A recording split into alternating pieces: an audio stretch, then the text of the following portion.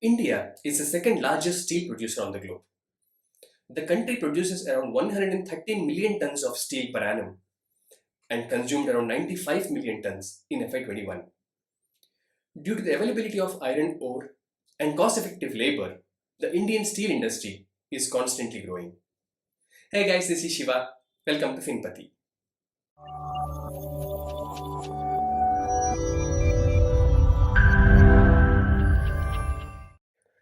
India has exported 10.8 million tons of steel in 21 and has imported 4.75 tons. The steel industry and associated metal sector have received humongous investments in the past decade. In June 21, ArcelorMittal and Nippon Steel they have announced a joint venture and plan to invest around 85,000 crores. POSCO, a South Korean steel giant, has announced to set up a manufacturing plant in Odisha with an investment of $14 billion. Now, let us look at the government's initiatives towards the steel industry. The Indian government had launched Mission Purvodaya to develop the eastern part of the country through establishing an integrated steel hub based at Kolkata. In Budget 2021, the government had allocated Rs 40 crores to the Ministry of Steel to create infrastructure and to propel the steel producing industry. The government had approved National Steel Policy in 2017 to increase the steel producing capacity to almost 300 million tons by the year 2030. In the mid-cap metal sector, we can talk about this company called Tata Steel Long Products. It produces a wide range of high-end steel products for industries such as forgings, bearings, fasteners, and free cutting.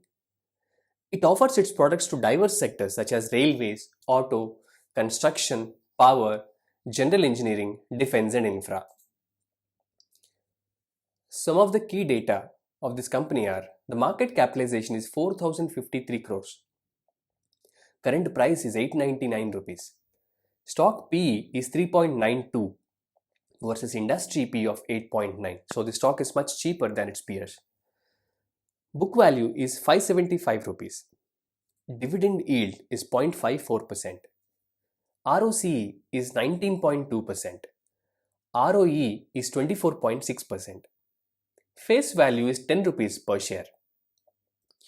If you look at 3-year CAGR growth in this company, the revenue has grown by 79%. Net profit has grown by 59.5%. Operating profit has grown by 81.8%. Let's look at the shareholding pattern in this company. Almost 75% of total shares are held by the promoters. Public hold around 18.4%. Remaining shares are held by FIIs and DIIs. Let's look at some of the pros of this company. It has shown a significant sales growth over the last 5 years. It has generated a decent amount of ROE and recorded considerable growth in operating margins. It has reduced its debt since last year, but generally it's a debt-free company. The company has acquired steel business of Usha Margins on a slump sale basis. It has very strong promoter holdings. Let us look at the cons of this company. The net profit in 1920 was negative, driven by high raw material cost, and it has recorded a negative NPS. Hey, hi, you're RG back again to talk on Tata Steel and Long Products. Before we talk about the company, we always will talk about the sector, and that too, when it is most happening, then it's definitely we have to talk about it. Nifty Metals. And as I said, Nifty Metals is the most happening sectors out there. And that's the sector which has given the first sign of recovery since the post-pandemic lows are recorded. And that's the sector which has actually propelled Nifty 50 to reach its peak, which is 17,000 odd. So that's a sector we definitely have to look at. And here we have actually given a comparative charts of Nifty 50 plotted in purple color and the Nifty Metals plotted in the blue color. And this time span that we have selected is a 5-year time span from 2016 to 2020. And during that time span, you can actually, though they have ended flat, kind of similar returns, you can actually notice there is a strong up move which has happened in the Nifty metals when it is compared to the Nifty 50. The Nifty 50 has given only a 40% movement from 2016 to 2018, but the Nifty metals have actually given a movement of 140%, which is very, very, very strong move.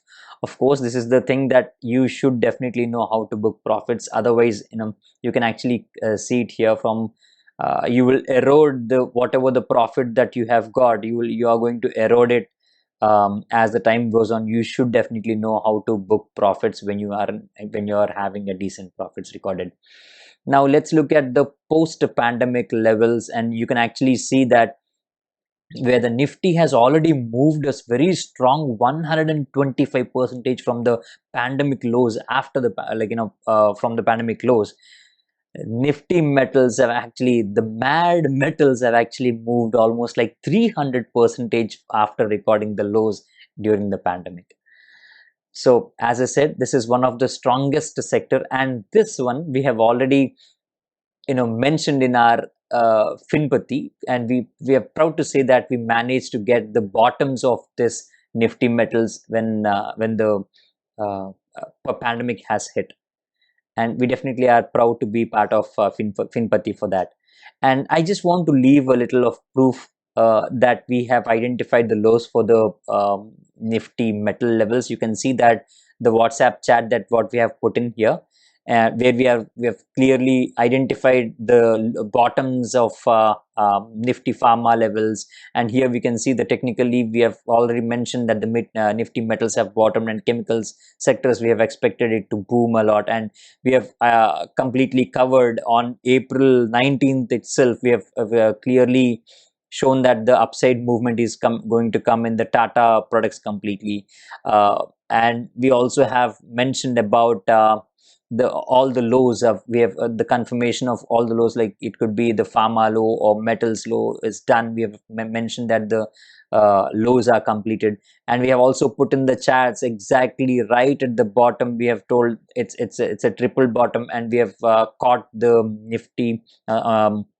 metals at the right at the bottom, and especially we were into Tata Steel and as well from 260 levels, which is currently trading around dream 1500 levels. So that's where we managed to get the Nifty metals.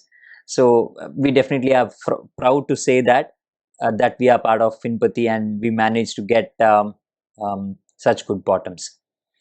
And let's come to the data analysis part of the Tata Steel. And as I said, we are currently seeing the latest strong volumes are seen around 850 to 815 levels. That's where we see a strong volumes being traded. And even as per the demand zones, our proprietary calculations of demand zones, we see that the strong demand zones are around 815 to 707 levels.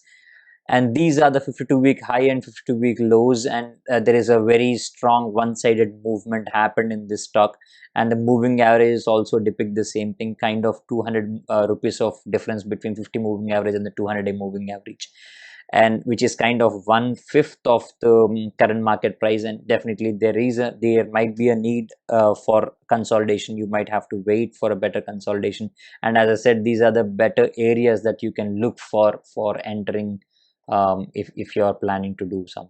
And there are no much mutual fund holdings happening around in this stock, especially except that Nippon Life India, where the Nippon small cap is having holdings of almost like 4.6% in the company. Otherwise, there are no much of mutual fund holdings are there in the company. But what is something that you should be really impressed about, which is 74% of a part is actually being held by the promoters. That's something that you should really be appreciating to be into the stock. And there is a slight increase in the total institutional investors, where 5.96 to 6.67%. When it compared to the percentage based, it's kind of almost like 1/6 of the improvement that you can actually see in the total institutional holdings. And even the players also have increased from 27 to 31. Overall, I don't see any negative in this at all. There is a huge positive that is there. and when you see the promoter holdings, and also a slight increase in the FA and FPI holdings, and even the institutional investors are also have increased slightly their holdings into this company. And the stock has given a strong CAGR of 13% in the last 10 years, 12% in the last 5 years, 4% in the last 3 years. But anyways, that has covered completely in the last 1 year, which is 167% of mammoth run. So again, let's not consider this all run.